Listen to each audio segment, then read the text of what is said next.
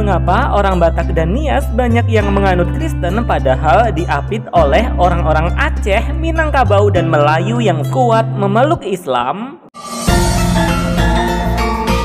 Channel Cah Solo.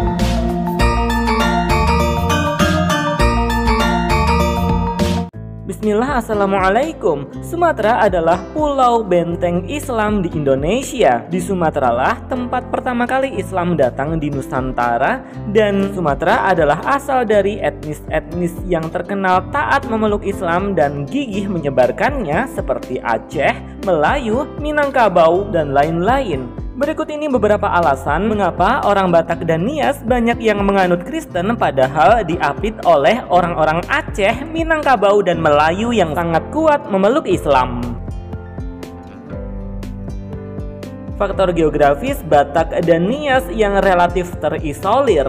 Yap, sebenarnya bukan hanya Islam yang gagal, namun Hindu dan Buddha di masa sebelum Islam juga belum berhasil menembus Batak dan Nias. Islam dan Hindu-Buddha di Indonesia ini umumnya tersebar di garis perdagangan internasional yang merentang antara Selat Malaka hingga Maluku. Wilayah-wilayah di jalur ini yang tidak memiliki produk andalan komoditas perdagangan biasanya tidak banyak terpengaruh budaya Hindu-Buddha dan Islam seperti Nusa Tenggara Timur. Pulau Nias berada di barat Sumatera dan tidak terletak di jalur perdagangan. Sebagian besar kapal dagang lebih memilih jalur timur Sumatera, yaitu lewat Selat Malaka, sehingga Nias relatif tidak terpengaruh oleh Hindu-Buddha maupun Islam. Sementara itu, wilayah sekitar Danau Toba yang menjadi pusat budaya Batak, wilayahnya relatif terpencil dan susah terjangkau oleh ritme perdagangan internasional dari Selat Malaka hingga Maluku, sehingga mereka pun juga tidak terlalu terpengaruh oleh Hindu-Buddha maupun Islam. Wilayah pegunungan Batak menjadi benteng alami bagi kerajaan Hindu-Buddha ataupun Islam di sekitarnya. Kerajaan sekitar enggan menguasai wilayah Batak. Bahkan Belanda pun baru belakangan masuk ke wilayah Batak ini hampir bersamaan dengan saat Belanda masuk ke Aceh. Sehingga selama ribuan tahun gaya hidup Batak di sekitar Danau Toba tidak banyak terpengaruh oleh peradaban asing. Peradaban Hindu-Buddha dan kemudian Islam hanya berpengaruh di wilayah Batak yang tidak bergunung-gunung seperti Tapanuli Selatan dan Mandailing Natal. Tidak ada kerajaan besar yang bersisihan dengan wilayah Batak. Yap, di Pulau Sumatera kalau dilihat di peta ketinggian wilayah, hanya Sumatera Utara dan Aceh saja yang memiliki wilayah pegunungan yang luas.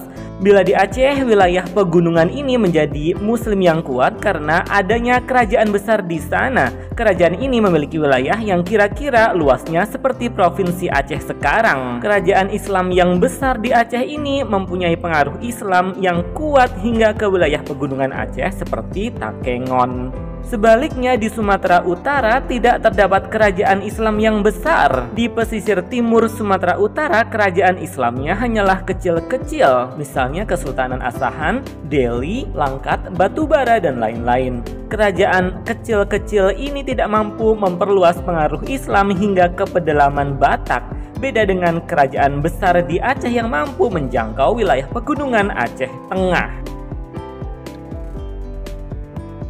Hindu-Buddha dan kemudian Islam tersebar ke Nusantara bersamaan dengan tersebarnya kaum pedagang internasional.